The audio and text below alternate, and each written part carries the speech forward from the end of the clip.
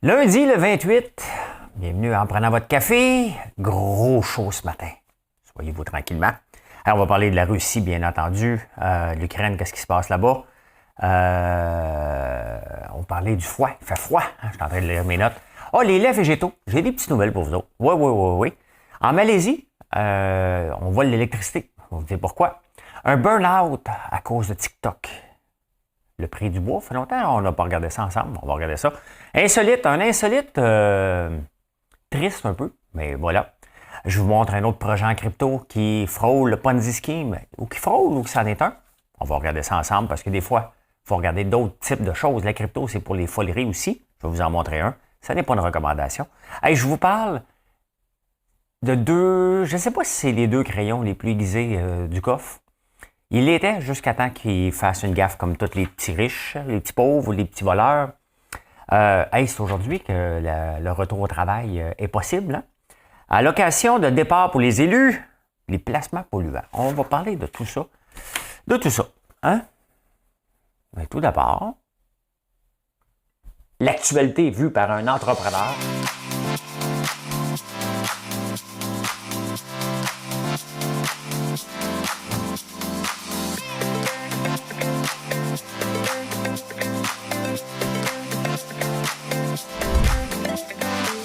Ça bulle, parce que des fois j'ai des bulles, mais ça bulle.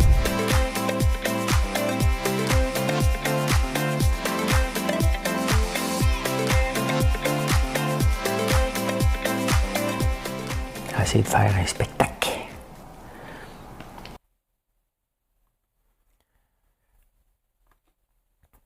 La marmotte, elle le dit, les experts le disent.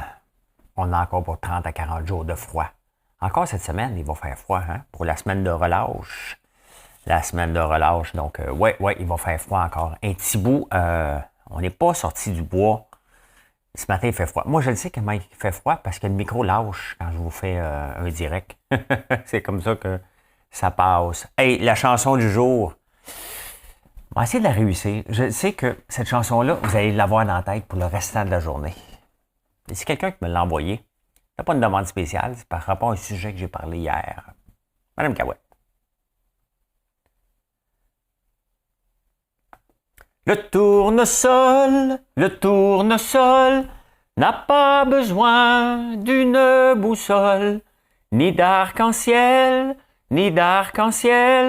pour se tourner vers le soleil.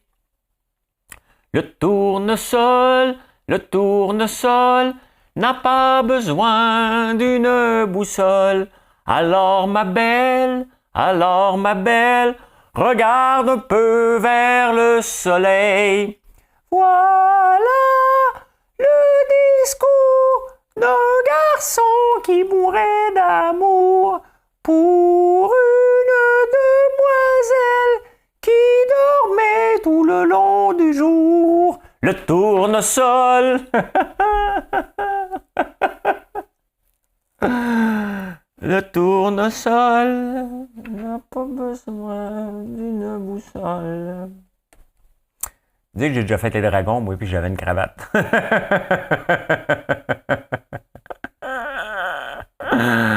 Maintenant, je chante sur YouTube. C'est ce qu'on appelle une progression? Ben oui, je m'amuse, vous avez tout compris. Le tournesol, hein, c'est une peine d'amour. C'est quelqu'un qui a une peine d'amour, un garçon qui mourait d'amour pour une demoiselle qui dormait tout le long du jour. Vous savez que le tournesol, où est-ce que je suis en ce moment, là? J'ai déjà planté des tournesols de ce côté-là, mais le sud est là, à peu près ici, le sud. Donc, le tournesol, d'un côté de la rue, il a tourné le dos tout l'été. Donc, j'en mettrai plus de ce côté-là. Puis de l'autre bord, ben, il a regardé tout le long. Fait que c'était beau. Donc, cette année, vous allez venir, OK? Vous allez venir ici et vous allez voir des tournesols qui regardent justement le soleil. Donc, je m'excuse, le sud est par là. Anyway, tu vas être correct, tu vas les voir. Ils ne tourneront pas le dos. Hein? Ils ne tourneront pas le dos. On va parler de la Russie et de l'Ukraine, mais avant ça, on a des petits sujets. Et les laits végétaux. Le dernier en lice, c'est le lait de patate. J'en ai déjà parlé du lait de patate, mais il commence à avoir de plus en plus de plus en plus populaire. Pas le jus de patate, le lait de patate. Mais une chose que je ne savais pas. Lorsqu'on parle du lait d'amande, vous savez que, ben, je dis vous savez, techniquement, vous ne le savez pas parce que vous m'écoutez. Mais c'est pas parce que vous m'écoutez que vous ne le savez pas, c'est que peut-être vous n'avez pas porté attention. Moi, je suis un petit fouineux. Le lait d'amande, là, il y a juste pas 2% d'amande dedans. On a-tu le droit d'appeler ça du lait d'amande à ce moment-là? Hein?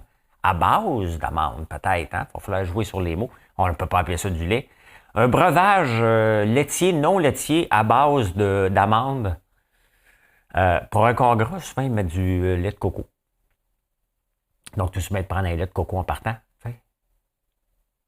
C'est bon, hein? Oui, c'est seulement entre 5 et 10%. Donc, du lait de cachou, c'est la même chose. Du lait de patate, aussi, on monte jusqu'à 10%. Là, ça me fait rire parce que l'article parlait, si on prend ça au lieu du lait de vache, on va manquer de vitamine D. Prenez la vitamine D à part. Là, je ne prends pas un lait, moi, pour prendre des vitamines. Là. Je prends mes vitamines à part. Mais, ouais, c'est le dernier. Le dernier en liste, c'est le lait de patate. Les patates, ça ne coûte rien. Ça pousse facilement. Et ces patates-là, parce que c'est du lait d'amande, on s'entend, même si c'est juste 2%, ça prend beaucoup, beaucoup d'eau. Les patates aussi, là.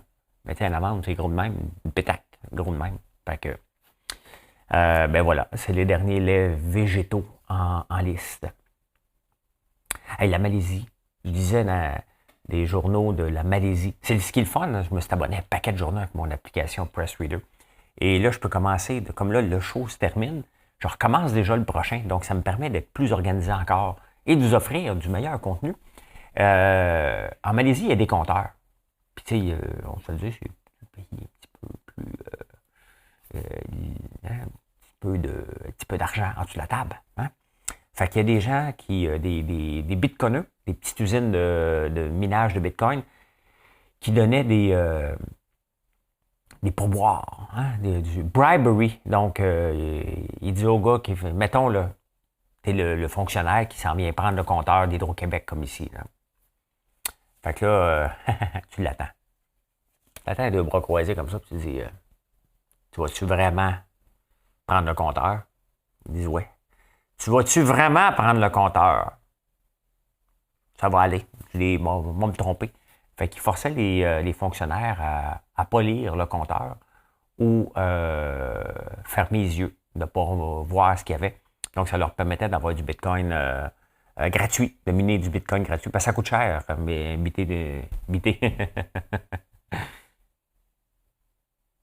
du bitcoin, pas biter du bitcoin. Des fois, je me trompe, un petit peu dyslexique. Pas beaucoup, juste un peu. Hein? Donc, oui, ben c'est ça. C'est comme si moi, j'avais une usine de bitcoin ici, puis le gars d'Hydro-Québec viendrait. Maintenant, c'est automatique. Là. Mais quand il venait lire les compteurs, là, je lui dirais, t'as-tu vraiment le goût de lire le compteur? Regarde par là-bas. Hein? Fait que, ben voilà, hein, ça se passe en Malaisie. Hein? Ça se passe en Malaisie.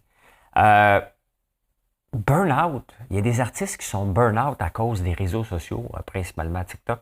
C'est parce que, voyez-vous, il y a des artistes qu'il faut qu'ils fassent leur propre autopromotion. Ah, les autres, c'est des artistes. Ils veulent chanter, mais là, faire la promotion de leur disque. Et là, il faut qu'ils aillent sur TikTok, puis ils sont brûlés. Pardon.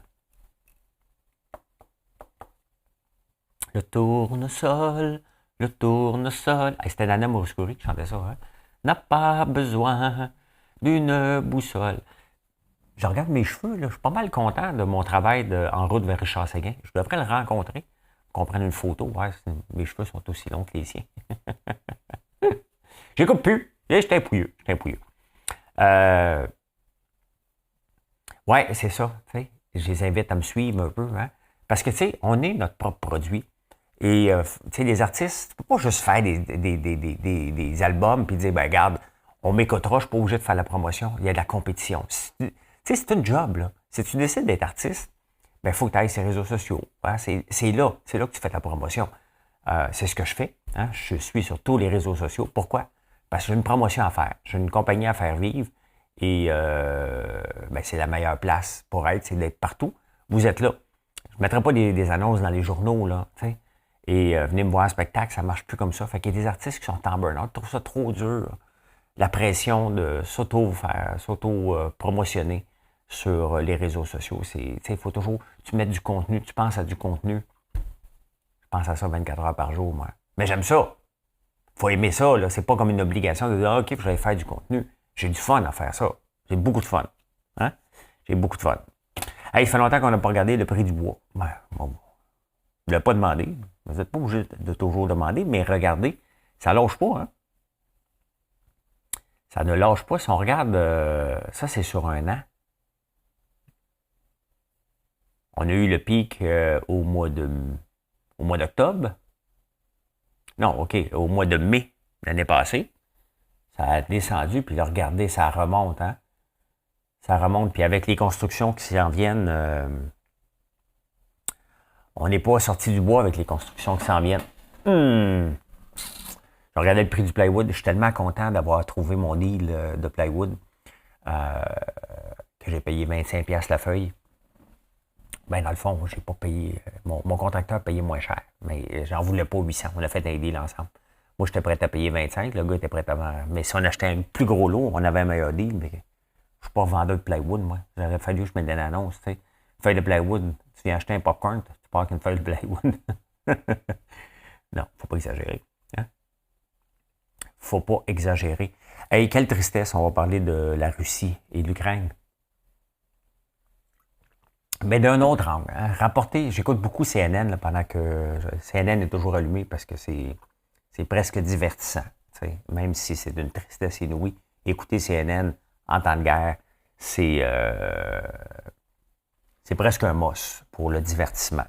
Le divertissement, la façon qu'ils font le reportage, bien entendu, c'est loin du divertissement. Là. Et regardez, connaissez-vous cet avion-là? Hein? Le Antonov 225, il n'y en a rien qu'un. Mais il n'existe plus. Pourquoi vous le connaissez? Parce qu'il est venu porter des masques l'année passée, hein? Ici à Mirabel, sur haute surveillance, le Antonov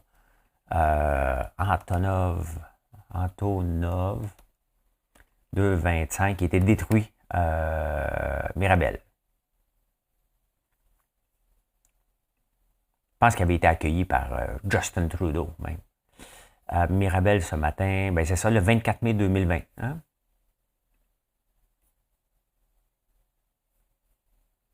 Atterrissage à Mirabel. Plus gros. Hey, c'est gros en tabarnouche, mais ils l'ont détruit, tabarnouche. Ils l'ont détruit. Que c'est triste. Que c'est triste Venise, au temps des amours mortes. Que c'est triste Venise, quand on n'y croit plus. La SAQ, puis un peu partout, on retire les produits de la Russie. Hein? La vodka, puis tout ça. T'sais. Ça les pénalise pas. Hein? Je vais vous le dire, juste à vous autres, vous le direz, vous le répéterez à tout le monde. Là. C'est Julie Perrault qui m'avait déjà dit ça. François, as-tu un secret à me dire? Que je le répète à tout le monde.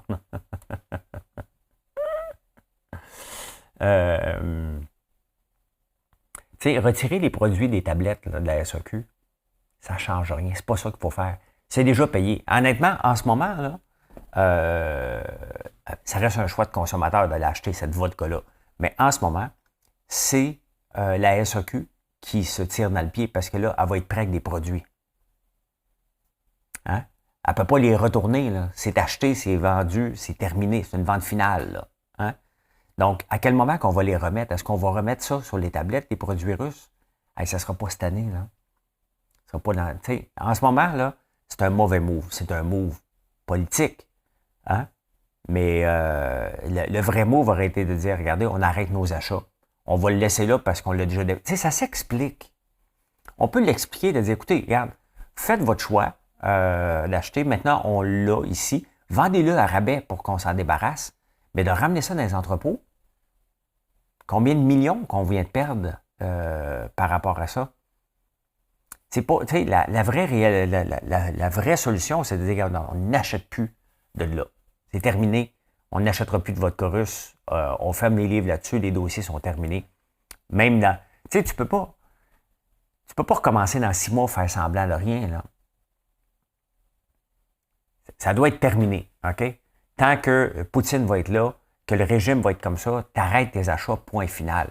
Mais en ce moment, je trouve ça complètement ridicule d'enlever ça des tablettes. On le voit un peu partout, mais à la fin, il y a juste le commerçant qui est pogné avec ça. Regardez, cet été, il y avait une grosse... bon, on avait appelé un savon champagne. Ça n'a pas pris tant que l'association des vins de champagne m'ont contacté pour me dire, bon, ils m'ont pas dit ça de même, mais j'avais compris que c'était ça. Là. Hey, bonhomme, t'as pas le droit. Puis il avait fait plier Yves Saint-Laurent. Le champagne en France, en Russie, parce que Poutine est pesant, eux autres, le champagne, c'est le vin mousseux russe, ils l'appellent champagne. Imaginez-vous que le champagne français sont obligés de l'appeler vin mousseux en Russie. Et les producteurs de champagne, un peu putes, ces bars, veulent absolument en vendre en Russie, donc ont accepté ça. Alors qu'ils sont prêts à... Bon, écoute, j'ai pas fait de cas, là, je respecte ça, là, mais des petites personnes qui vont appeler le mot champagne sont prêtes à les détruire. Et pour vendre en Russie, ils sont prêts à dire rien. J'ai fouillé le plus que j'ai pu pour essayer de trouver est-ce que les exportations de champagne vers la Russie vont arrêter. Je ne suis pas capable de trouver aucune information pour le moment. Mais c'est ça, avoir des couilles. Hein? C'est de dire, regarde, on arrête ça. Mais là, les producteurs disent, oh, OK, c'est parce qu'ils en achètent beaucoup de notre vin mousseux. Tout à coup, ils l'appellent le vin mousseux, ils n'ont pas trop de problèmes avec ça. Là.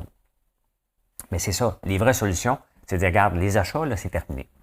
On va écouler ce qu'on a, là, mais on ne rachètera plus rien. C'est dépenser.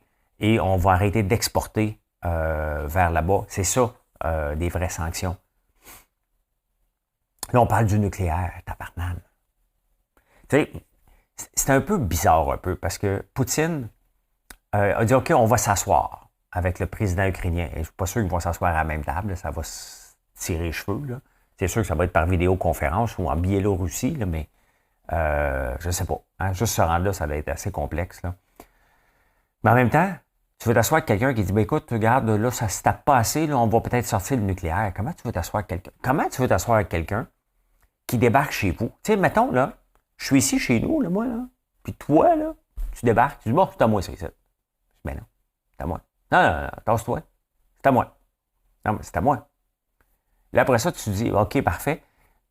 Il veut s'asseoir pour discuter. Mais comment tu veux-tu discuter avec quelqu'un qui t'invade? Comment veux-tu discuter? De quoi tu discutes? J'ai hâte de voir, tu sais. Puis en plus de ça, il dit, non seulement, mais si tu t'en vas pas, si tu meurs pas, je fais sauter ta maison. Mais il fallait sauter, je peux pas mourir. Tu sais, c'est à peu près ça, la folie, là. L'Ukraine, j'ai fouillé un peu, c'est 43 millions de personnes. Et c'est un pays un petit peu plus grand, il y a un petit peu plus de gens qu'au Canada. Et la diaspora, ça me fait rire ce mot-là, c'est 5,9 millions. Et regardez, j'ai fait quand même mes recherches. J'ai fait des recherches. On n'y est pas, j'ai du budget ici. Ben, j'ai pas de budget, mais j'ai du temps. Les 10 countries, les 10 pays avec la plus large diaspora dans le monde en 2019. Bon, c'est sûr que l'Inde, Mexique quand même, il y a beaucoup de Mexicains en dehors du Mexique. Pourtant, nous autres, on va y aller là-bas. La Chine, la Russie quand même, la Syrie, c'est un peu comprenable, Bangladesh, Pakistan. L'Ukraine, numéro 8. 5,9 millions d'Ukrainiens vivent en dehors, dont 1,36 millions ici au Canada. J'ai fouillé depuis quand et ça a commencé en 1891. Donc, je ne suis pas un spécialiste, je n'ai pas fait au complet pourquoi ça s'est passé en 1891, mais ça fait depuis ce temps-là. Hey, regardez, j'avais pratiqué un peu la chanson de Nana Mouskouri. C'est une belle femme, hein? Avec ses lunettes. Nana Mouskouri. Voilà! Je me souvenais pas de ce bout-là. Je me souvenais pas de ce bout-là un peu, un peu bizarre. Je m'en souvenais pas. Pantoute.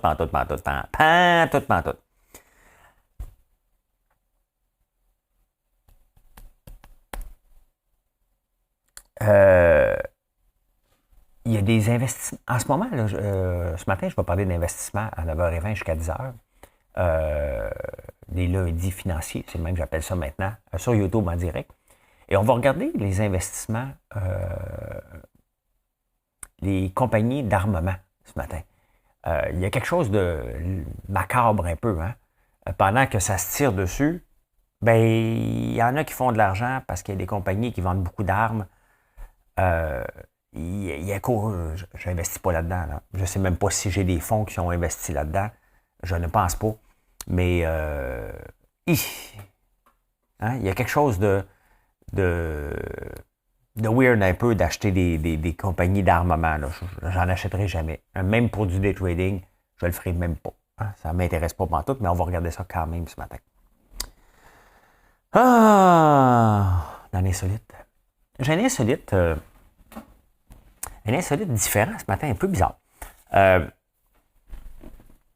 savez que j'ai essayé de trouver les chiffres ici. Là. Des fois, c'est difficile de retrouver les chiffres. Je vois des chiffres aux États-Unis puis retrouver la même chose ici. Il y a 10 millions d'Américains qui ont des problèmes de gambling. Donc, sur 300 millions, il y en a 10 millions. Donc, si on est 6 millions ici, c'est à peu près quoi? 60 000 personnes qui auraient des problèmes de gambling, si on regarde à peu près, ce qui est quand même énorme. Hein? Et j'ai quand même trouvé des vieux chiffres, mais le problème de gambling et des gens qui terminent leur vie à cause de ça, c'est les machines à sous. Surtout, c'est à cause des machines à sous. Puis on le voit que avant que les machines à sous soient gérées par l'Auto-Québec, c'était le crime organisé. Tu sais, tu t'installes sur une machine à sous, tes chances de perdre sont de 100%. Hein? Elle remet que, mettons, 80 cents dans la pièce. Donc déjà, quand tu t'assois pour une heure, tu es certain que, c'est les statistiques, tu vas perdre, mettons, tu mets 100 pièces, tu vas perdre 20 pièces de l'heure. Qui veut s'asseoir et perdre 20 pièces de l'heure? Tu sais, tu peux très bien passer un petit 10 minutes, tu dis, on va l'essayer, parce qu'à un moment donné, elle va donner un jackpot à quelqu'un. Mais la seule façon de gagner au casino, là, hein, c'est d'être le casino. Hein? C'est assez rare que les casinos, c'est rare que j'entends l'Auto-Québec dire ont perdu de l'argent, puis pourtant ils payent bien leur monde. Hein? Donc, tout en payant bien leur monde, bien, ils réussissent à empocher beaucoup d'argent, puis les autres casinos à Vegas aussi. Donc, c'est les propriétaires des casinos qui font de l'argent. Il ne faut jamais le perdre. Il faut que ça reste un jeu. Mais 10 millions d'Américains qui ont des problèmes de gambling, c'est énorme.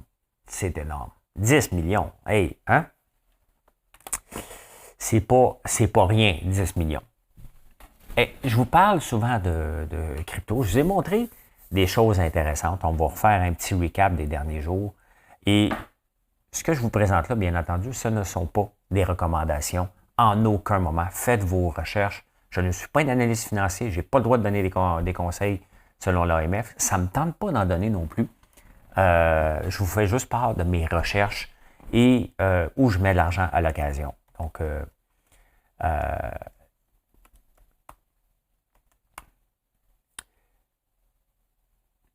on va vous montrer ça. Ça ici, c'est Encore. Hein? On en a parlé régulièrement. Où le taux d'intérêt de 19,43 %. Ce qui est très intéressant comme placement, bien entendu, c'est sur l'équivalent du dollar US. Donc, tu mets du dollar US, tu es payé 19,43 $. Tu peux même faire un emprunt et il te paye 2,64 % pour faire un emprunt. Hein? Quand même, c'est intéressant. C'est le côté, le fun, un peu moins risqué de la crypto. Ça, c'est le côté, je dirais, le moins risqué. C'est sur le réseau Terra, un réseau qui a un peu moins de fraude. Il y en a dans tous les réseaux. Il y a quand même, dans ce protocole-là, on appelle ça des protocoles, il y a 12 milliards d'argent placé. Hein? Donc, c'est pas rien.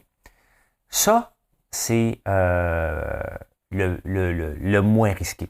J'ai le goût de vous présenter un autre projet parce que la crypto aussi, c'est pour des projets un peu farfelus et on essaye des choses. Hein? Là, honnêtement, c'est du Ponzi scheme. On va se le dire, là, je ne vois pas autrement que ça.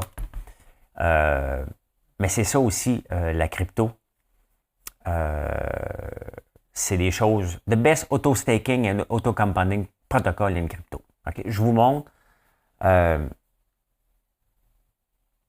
Bon, je ne suis pas connecté. Bon, on ne me le montrera pas, là. OK, bon, parfait. Le taux d'intérêt, OK, est de 102 000 %. Je ne vous recommande pas d'aller là, bien entendu. Il y a eu un hack dernièrement et elle a survécu.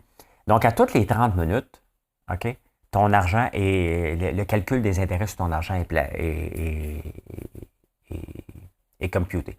Maintenant, regardez, c'est du très gros risque.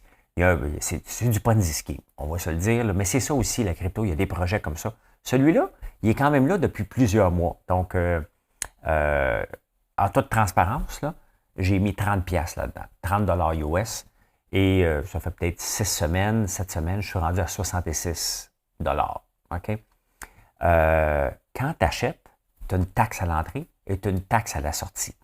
Donc, ça prend toujours des gens qui arrivent. Mais ça, vous savez, dans le marché boursier, aussi, c'est ça. Hein?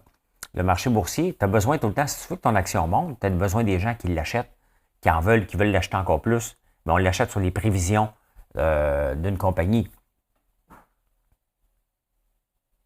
Moi, ça me fait rire quand j'ai des bruits, ici.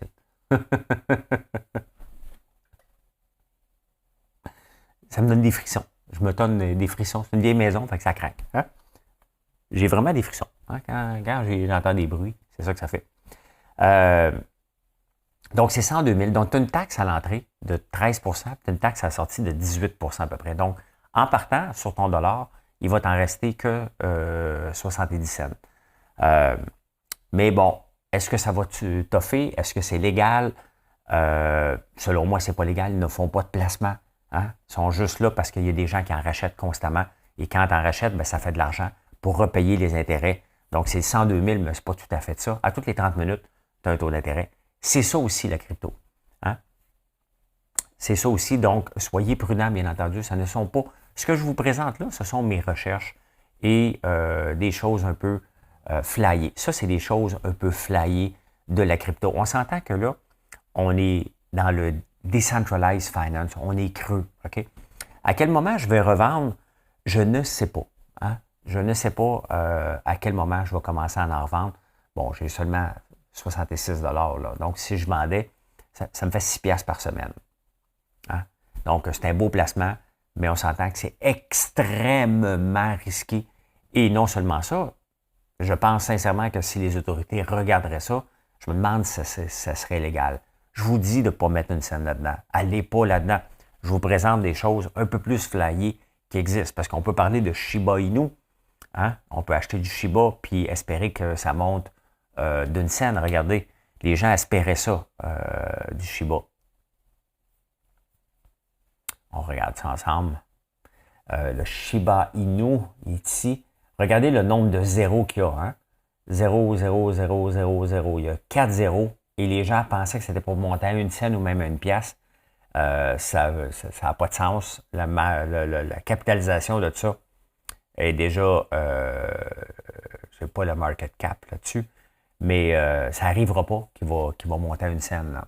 Mais c'est ce qu'à un moment donné, la folie s'est embarquée. Les gens pensaient ça.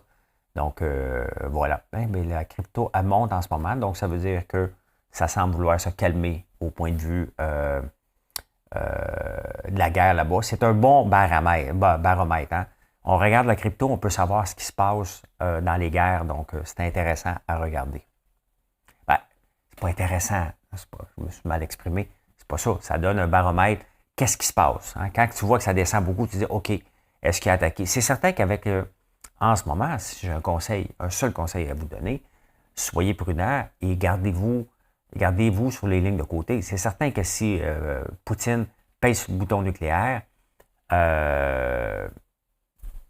attendez-vous à ce que ça soit la débandade totale sur les marchés boursiers et marchés crypto. Là, hein? N'oubliez jamais, jamais, jamais ça. Écoutez, on va rester un peu dans la crypto, mais vous savez ici, quand le gars avait volé des données chez Desjardins, il avait échangé ça contre des cartes cadeaux chez Saint-Hubert. Moyen de blanchir de l'argent. Hein? Et il y a eu en 2016 un petit vol de 4,5 milliards de Bitcoin. 60 000 Bitcoins ont été volés. En valeur d'aujourd'hui, c'était 4,5 milliards. Ils ont retrouvé les deux personnes. C'est un couple qui s'appelle Heather Morgan et Hila. Je vous les présente. Nos deux champions du jour. Le tournesol n'a pas besoin.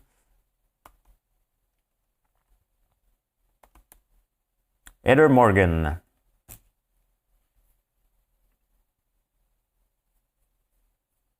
C'est une rappeuse. C'est eux autres. Ben, eux autres, vous ne les voyez pas encore. Ben, c'est elle. Heather Morgan. Elle est plus belle là, hein?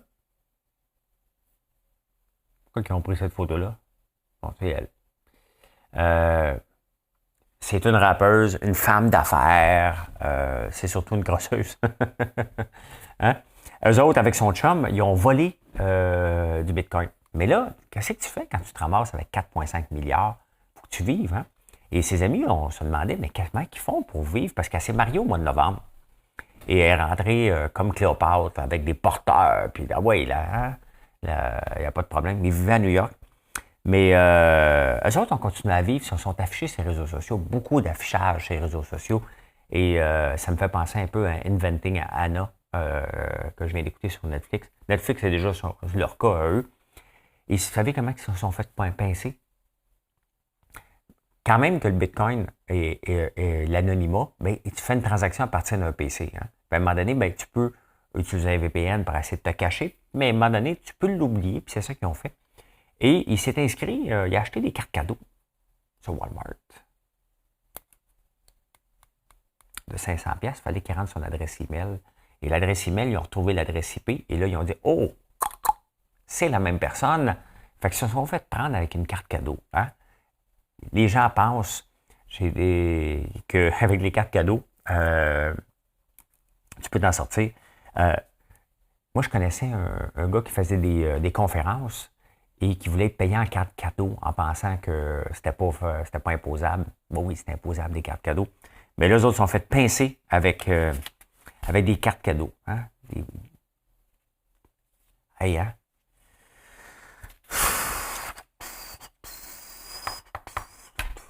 Le tournesol. Hein? Ah, mais pourquoi je vous chante le tournesol? C'est que l'Ukraine est le plus grand producteur au monde de graines de tournesol, tout simplement. C'est pour ça que je l'ai dans la tête, quelqu'un qui me l'a envoyé. Hey, c'est la fin du travail à la maison, officiellement. Vous pouvez rentrer au bureau aujourd'hui, vous sacrer dans le trafic et vous promener la tête par en bas, hein, avec votre téléphone. C'est aujourd'hui que c'est plus obligatoire de travailler de la maison. Donc, bon retour au travail, les amis, si c'est le cas. Hein? Si c'est le cas. Woman want to hear woman. C'est drôle, elle ne se ressemble pas d'une place à l'autre. Je pense qu'elle voulait une chirurgie, elle aussi.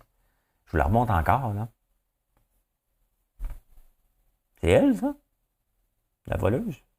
Pourtant, elle est là. Elle est là. Des drôles de personnes. Des très drôles de personnes.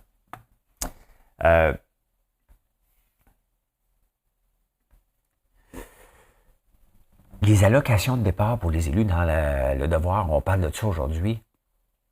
L'ancienne mairesse de Longueuil, qui est la mieux payée, hein, c'est tu veux faire du cash, là, tu t'en vas maire de Longueuil. Hein, c'est là que tu fais le plus d'argent. Elle a 325 000 d'allocations de départ. Le maire de Laval a 260 000, Marc Demers. À Montréal, on a versé 4 millions au total après les dernières élections qu'on doit payer. Commence à être beaucoup d'argent. Hein? Ça prend, pour avoir une allocation de départ, ça prend une ville au moins de 20 000 habitants. Donc ici, à Notre-Dame-de-la-Paix, on est 600. Fait que quand t'es plus maire, t'es plus maire. Hein? Et là, bien entendu, c'est les élus qui font les propres lois là-dessus. Puis là, ils disent, ben oui, mais ça nous permet d'attirer des candidats. Sincèrement. Sincèrement. Tu te présentes en politique municipale parce que tu sais que tu vas avoir un coussin après. Il n'y a personne, là. C'est complètement ridicule. Hein? Si tu regardes qui se présente en politique municipale, hein? Pourquoi se présenter en politique municipale? Parce que tu veux changer quelque chose. À Montréal, bon, c'est ton gagne-pain. Mettons comme Marie Blum, OK? Elle est conseillère municipale sur le plateau. Admettons, OK? Quand elle s'est présentée, elle ne faisait plus de radio. Elle ne faisait plus de télé beaucoup. Donc, je ne sais pas, moi, ça s'est présenté pour gagner de l'argent. Je ne dis pas ça, là. OK? Mais il reste qu'on la voyait moins dans les médias. Donc, pour elle, c'était un gagne-pain. Hein?